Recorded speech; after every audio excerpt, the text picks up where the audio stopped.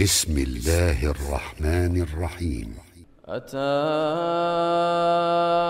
أمر الله فلا تستعجلوه سبحانه وتعالى عما يشركون. ينزل الملائكة بالروح من أمره على من يشاء من عباده أن أنذروا أنه لا إله إلا أنا فاتقون. خلق السماوات والأرض بالحق تعالى عما يشركون. خلق الإنسان من نطفة فإذا هو خصيم مبين. والأنعام خلقها لكم فيها دفء ومنافع ومنها تأكلون. ولكم فيها جمال حين تريحون وحين تسرحون. وتحمل أثقالكم إلى بلد لم تكونوا بالغيه إلا بشق الأنفس إن ربكم لرءوف رحيم. والخيل والبغال والحمير لتركبوها وزينة ويخلق ما لا تعلمون. وعلى الله قصد السبيل ومنها جائر ولو شاء لهداكم أجمعين. هو الذي أنزل من السماء ماء لكم منه شراب ومنه شجر فيه تسيمون. ينبت لكم به الزرع والزيتون والنخيل والأعناب ومن كل الثمرات إن في ذلك لآية لقوم يتفكرون. وسخر لكم الليل والنهار والشمس والقمر والنجوم مسخرات بأمره إن في ذلك لآيات لقوم يعقلون. وما ذرأ لكم في الأرض مختلفا ألوانه إن في ذلك لآية لقوم يذكرون. وهو الذي سخر البحر لتأكلوا منه لحما طريا وتستخرجوا منه حلية تلبسونها وترى الفلك مواخر فيه ولتبتغوا من فضله ولعلكم تشكرون. وألقى في الأرض رواسي أن تميد بكم وأنهارا وسبلا لعلكم تهتدون. وعلامات وبالنجم هم يهتدون. أفمن يخلق كمن لا يخلق أفلا تذكرون. وإن تعدوا نعمة الله لا تحصوها إن الله لغفور رحيم. والله يعلم ما تسرون وما تعلنون والذين يدعون من دون الله لا يخلقون شيئا وهم يخلقون أموات غير أحياء وما يشعرون أيان يبعثون إلهكم إله واحد فالذين لا يؤمنون بالآخرة قلوبهم منكرة وهم مستكبرون لا جرم أن الله يعلم ما يسرون وما يعلنون إنه لا يحب المستكبرين وإذا قيل لهم ماذا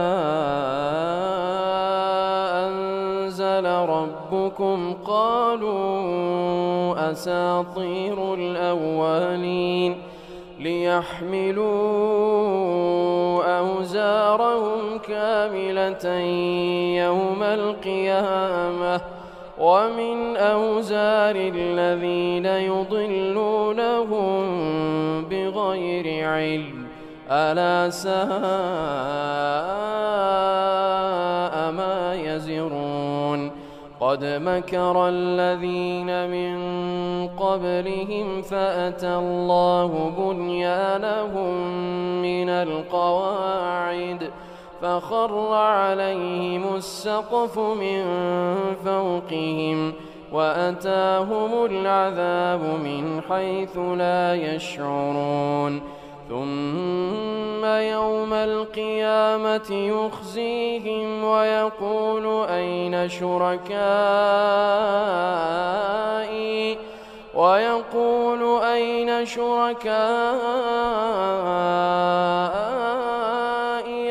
الذين كنتم تشاقون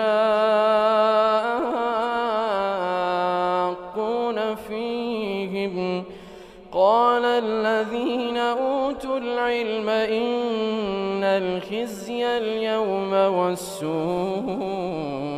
على الكافرين الذين تتوفاهم الملائكة ظالمي أنفسهم فألقوا السلم ما كنا نعمل من سوء بلى إن الله عليم بما كنتم تعملون فادخلوا أبواب جهنم خالدين فيها فلبئس مثوى المتكبرين وقيل للذين اتقوا ماذا أنزل ربكم قالوا خيرا للذين أحسنوا في هذه الدنيا حسنة ولدار الآخرة خير ولنعم دار المتقين جنات عدن يدخلونها تجري من تحتها الأنهار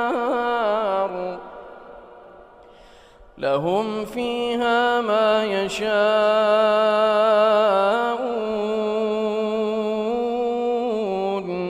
كذلك يجزي الله المتقين الذين تتوفاهم الملائكة طيبين يقولون سلام عليكم ادخلوا الجنة بما كنتم تعملون هل ينظرون إلا أن تأتيهم الملائكة الملائكة أو يأتي أمر ربك كذلك فعل الذين من قبلهم وما ظلمهم الله ولكن كانوا أنفسهم يظلمون فأصابهم سيئات ما عملوا وحاق بهم ما كانوا به يستهزئون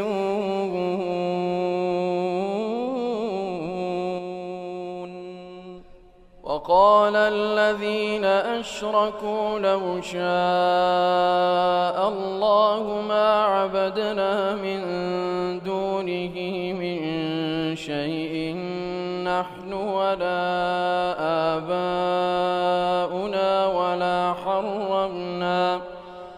ولا حرمنا من دونه من شيء كذلك فعل الذين من قبلهم فهل على الرسل إلا البلاغ المبين ولقد بعثنا في كل أمة رسولا أن اعبدوا الله واجتنبوا الطاغوت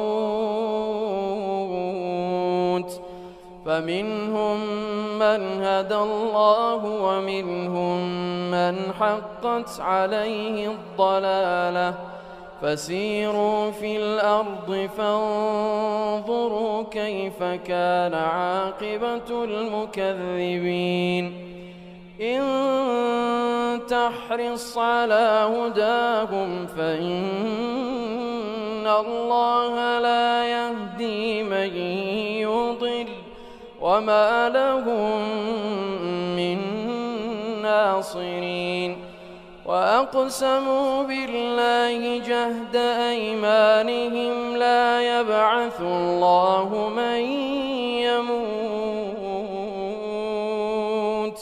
بلى وعدا عليه حقا ولكن أكثر الناس لا يعلمون ليبين لهم الذي يختلفون فيه وليعلم الذين كفروا أنهم كانوا كاذبين إنما قولنا لشيء إذا أردناه أن نقول له كن فيكون والذين هاجروا في الله من بعد ما ظلموا لنبوئنهم في الدنيا حسنة ولأجر الآخرة أكبر لو كانوا يعلمون الذين صبروا وعلى ربهم يتوكلون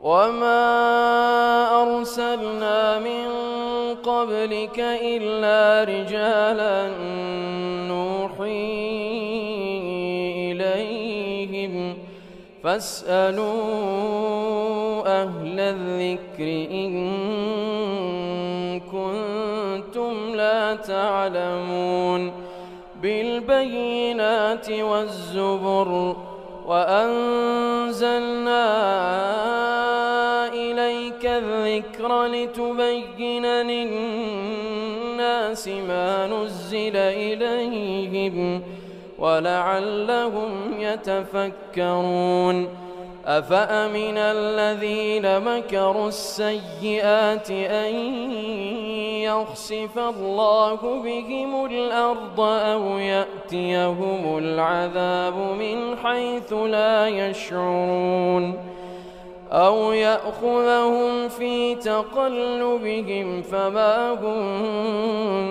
بمعجزين أو يأخذهم على تخوف فإن ربكم لرؤوف رحيم أولم يروا إلى ما خلق الله من شيء يتفيأ ظلاله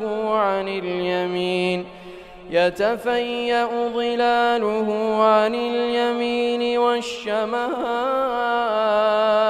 سجدا لله وهم داخرون ولله يسجد ما في السماوات وما في الأرض من دابة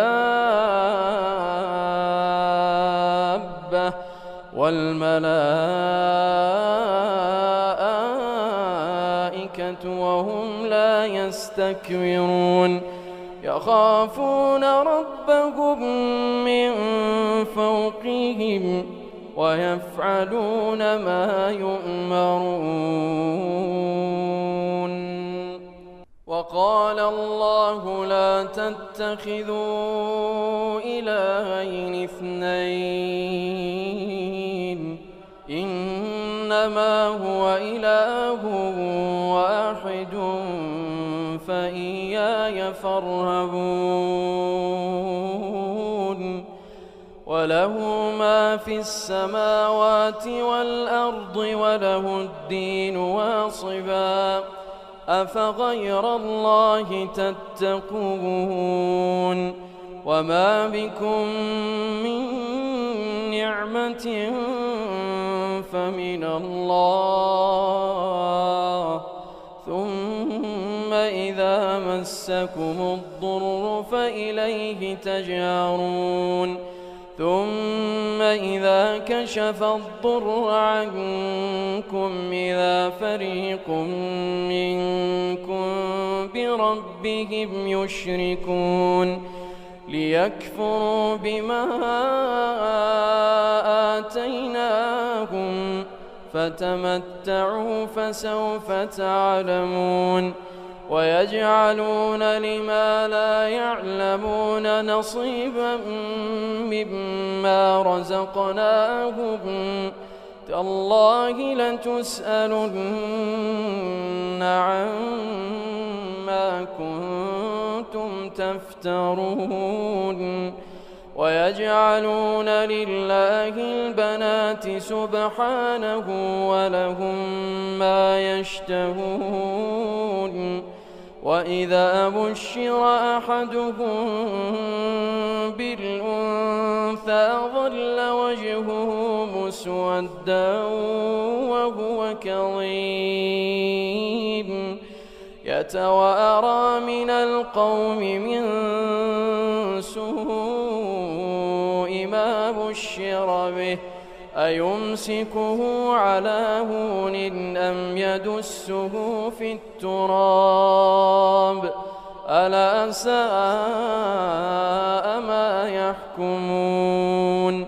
للذين لا يؤمنون بالآخرة مثل السوء ولله المثل الأعلى وهو العزيز الحكيم.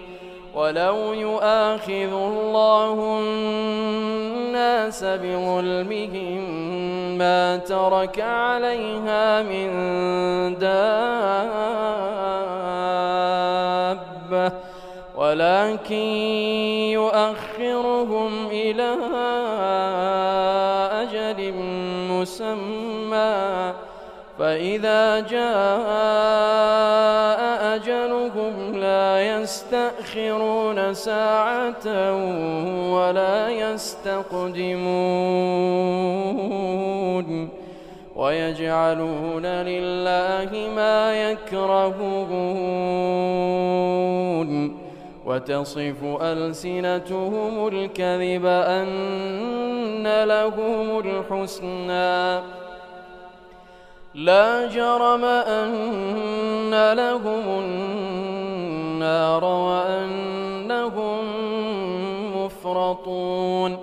تالله لقد أرسلنا إلى أمم من قبلك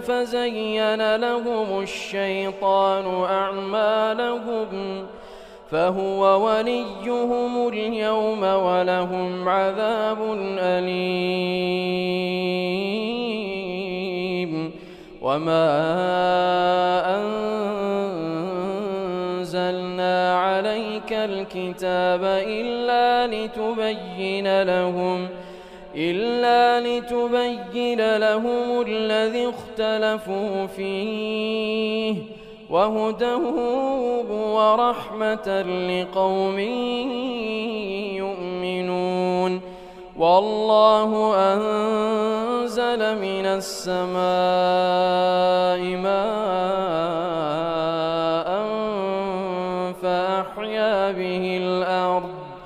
فأحيا به الأرض بعد موتها. إن في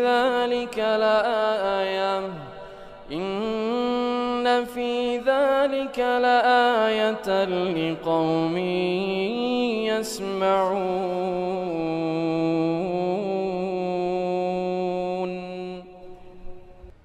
وإن لكم في الأنعام لعبرة نسقيكم مما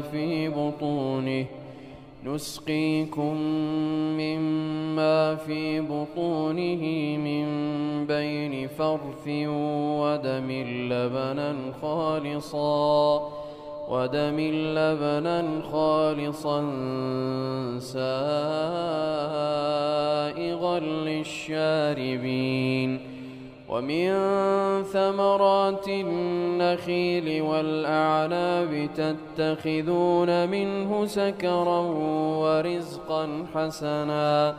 إن في ذلك لآية لقوم يعقلون. وأوحى ربك إلى النحل أن اتخذي من الجبال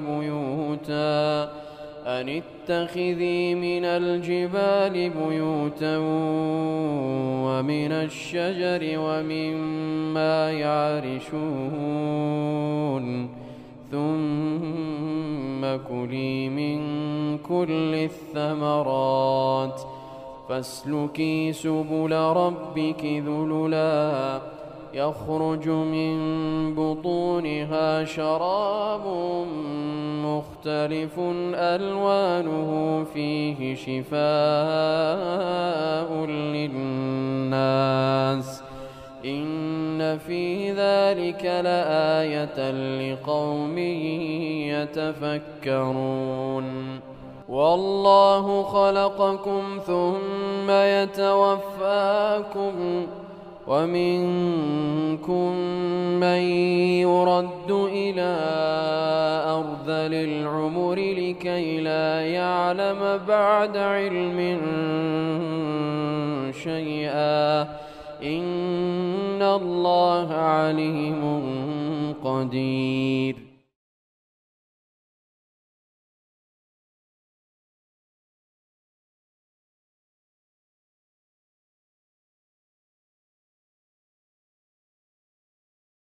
والله فضل بعضكم على بعض في الرزق.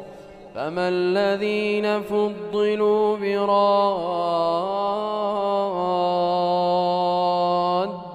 رزقهم على ما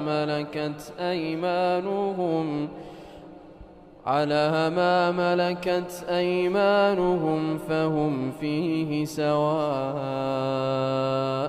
أفبنعمة الله يجحدون. والله جعل لكم من أنفسكم أزواجا وجعل لكم من أزواجكم بنين وحفدة ورزقكم من الطيبات. أفبالباطل يؤمنون وبنعمة الله هم يكفرون. ويعبدون من دون الله ما لا يملك لهم رزقا من السماوات والأرض شيئا ولا يستطيعون فلا تضربوا لله الأمثال إن الله يعلم وأنتم لا تعلمون ضرب الله مثلا عبدا مملوكا لا يقدر على شيء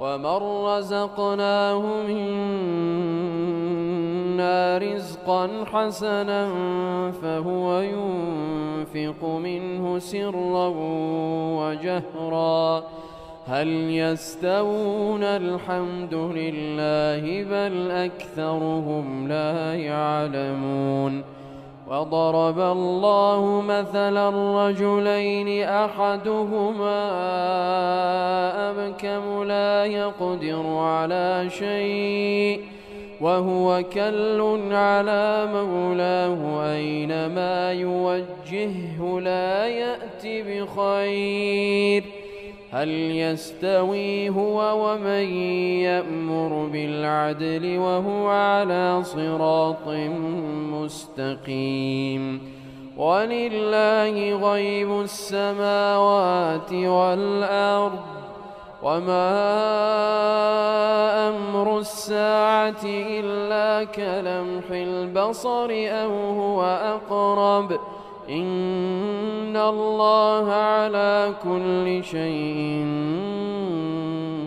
قدير والله أخرجكم من بطون أمهاتكم لا تعلمون شيئا وجعل لكم السمع والأبصار والأفئدة لعلكم تشكرون ألم يروا إلى الطير مسخرات في جو السماء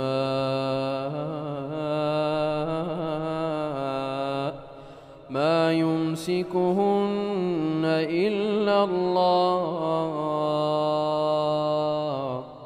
إن في ذلك لآيات لقوم يؤمنون والله جعل لكم من بيوتكم سكنا وجعل لكم من جلود الأنعام بيوتا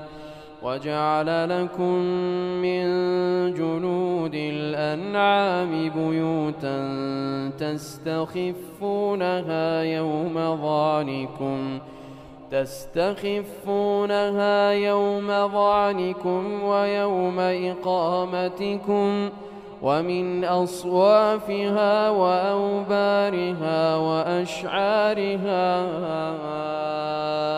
أثاثا ومتاعا إلى حين والله جعل لكم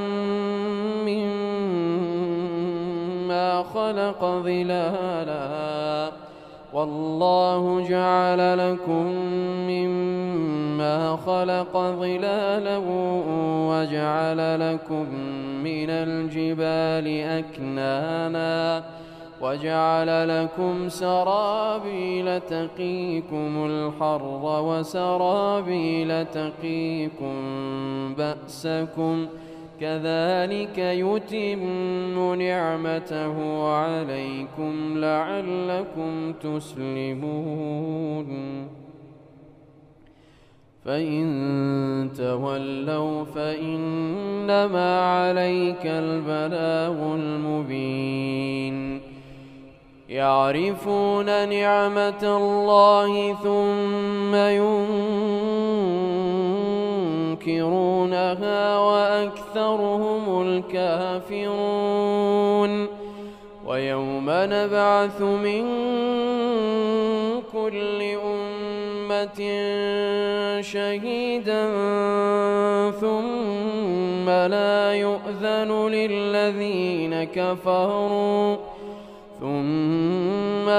يؤذن للذين كفروا ولا هم يستعتبون وإذا رأى الذين ظلموا العذاب فلا يخفف عنهم العذاب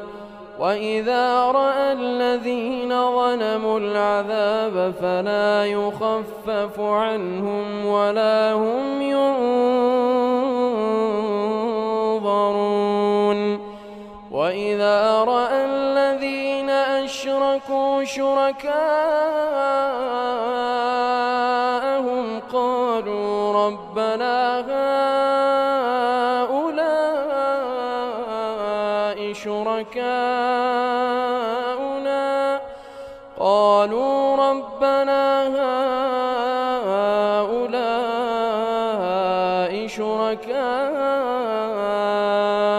الذين كنا ندعو من دونك فألقوا إليهم القول إنكم لكاذبون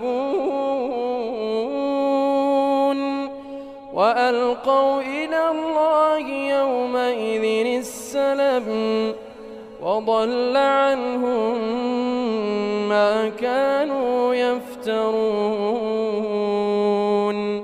الذين كفروا وصدوا عن سبيل الله زدناهم عذابا فوق العذاب بما كانوا يفسدون ويوم نبعث في كل أمة شهيدا عليهم من أنفسهم وجئنا بك شهيدا على هؤلاء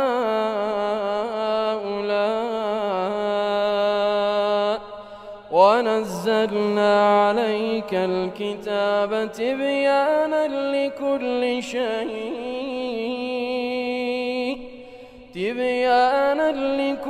شيء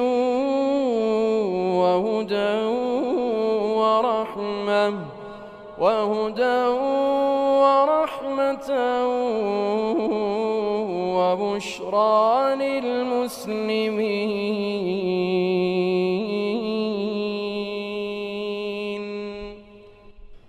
إن الله يأمر بالعدل والإحسان وإيتاء ذي القربى وينهى عن الفحشاء والمنكر والبغي يعظكم لعلكم تذكرون وأوفوا بعهد الله إذا عاهدتم ولا تنقضوا الأيمان بعد توكيدها وقد جعلتم الله عليكم كفيلا إن الله يعلم ما تفعلون ولا تكونوا كالتي نقضت غزلها من بعد قوة أنكاثا تتخذون أيمانكم دخلا بينكم أن تكون أمة هي أربى من أمة إنما يبلوكم الله به وليبينن لكم يوم القيامة ما كنتم فيه تختلفون ولو شاء الله لجعلكم أمة واحدة ولكن يضل من يشاء ويهدي من يشاء ولتسألن عما كنتم تعملون ولا تتخذوا أيمانكم دخلا بينكم فتزل قدم بعد ثبوتها وتذوقوا السوء بما صددتم عن سبيل الله ولكم عذاب عظيم ولا تشتروا بعهد الله ثمنا قليلا إنما عند الله هو خير لكم إن كنتم تعلمون ما عندكم ينفد وما عند الله باق ولنجزين الذين صبروا أجرهم بأحسن ما كانوا يعملون من عمل صالحا من ذكر أو أنثى وهو مؤمن فلنحيينه حياة طيبة وهو مؤمن فلنحيينه حياة طيبة ولنجزينهم أجرهم بأحسن ما كانوا يعملون فإذا قرأت القرآن فاستعذ بالله من الشيطان الرجيم إنه ليس له سلطان على الذين آمنوا وعلى ربهم يتوكلون إنما سلطانه على الذين يتولونه والذين هم به مشركون وإذا بدلنا آية مكان آية والله أعلم بما ينزل قالوا إنما أنت مفتر بل أكثرهم لا يعلمون قل نزله روح القدس من ربك بالحق ليثبت الذين آمنوا وهدى وبشرى للمسلمين ولقد نعلم أنهم يقولون إنما يعلمه بشر لسان الذي يلحدون إليه أعجمي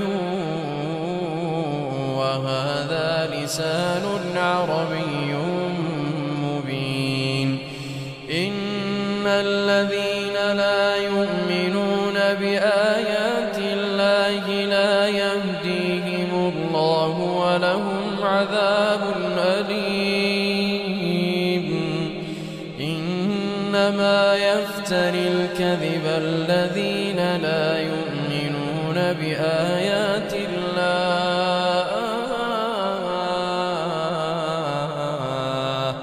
وأولئك هم الكاذبون من كفر بالله من بعد إيمانه إلا من أكره وقلبه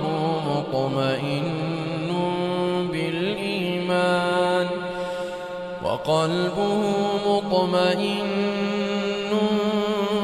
بالإيمان ولكن من شرح بالكفر صدرا فعليهم غضب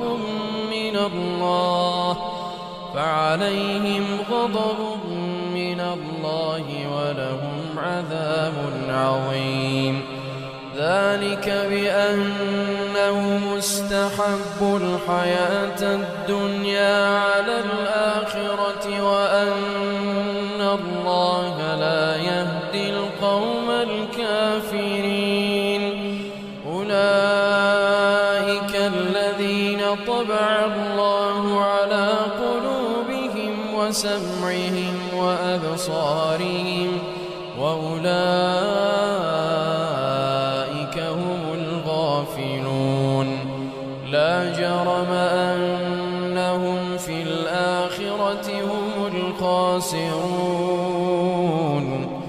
ثم إن ربك للذين هاجروا من بعد ما فتنوا ثم جاهدوا وصبروا إن ربك من بعدها لغفور رحيم. يوم تأتي كل نفس تجادل عن نفسها وتوفى كل نفس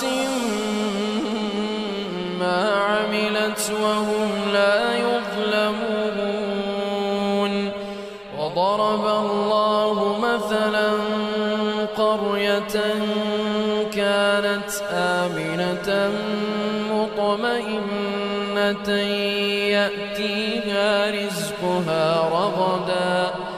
يأتيها رزقها رغدا من كل مكان فكفرت بأنعم الله فأذاقها الله لباس الجوع والخوف بما كانوا يصنعون. ولقد جاءهم رسول منهم فكذبوه فأخذهم العذاب وهم ظالمون. فكلوا مما رزقكم الله حلالا طيبا واشكروا نعمة الله إن كنتم إياه تعبدون.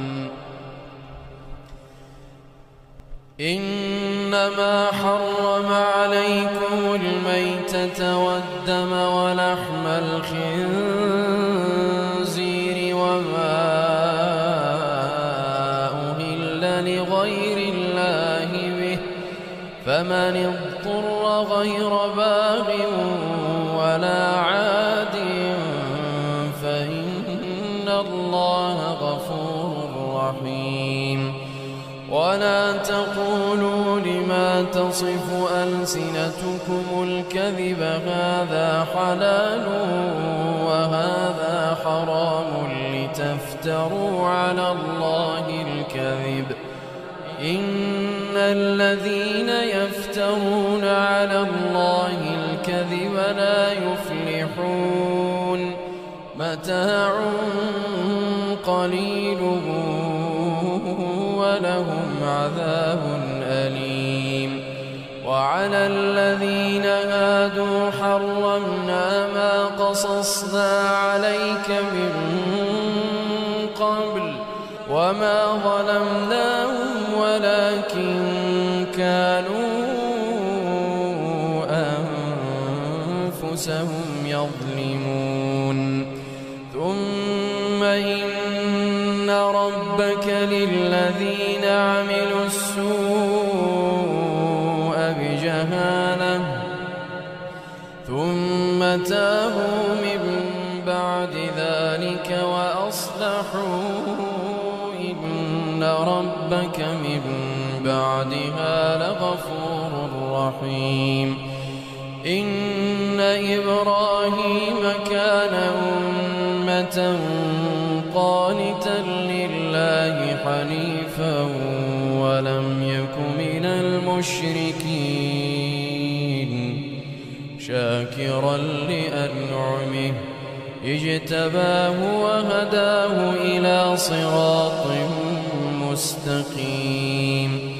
وآتيناه في الدنيا حسنة وإنه وإنه في الآخرة لمن الصالحين ثم أوحينا إليك أن اتبع ملة إبراهيم حنيفا وما كان من المشركين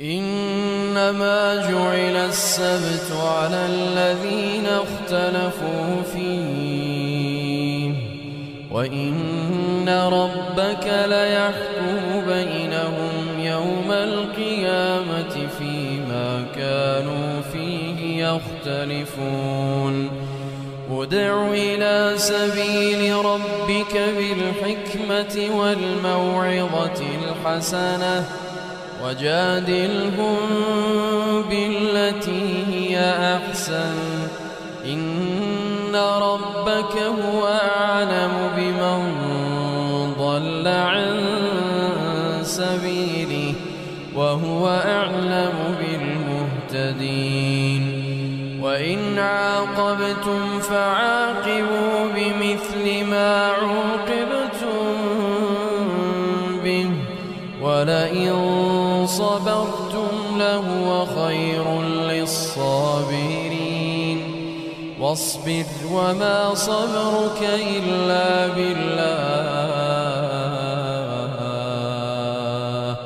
ولا تحزن عليهم ولا تك في ضيق مما يمكرون إن الله مع الذين اتقوا إن الله مع الذين اتقوا والذين هم محسنون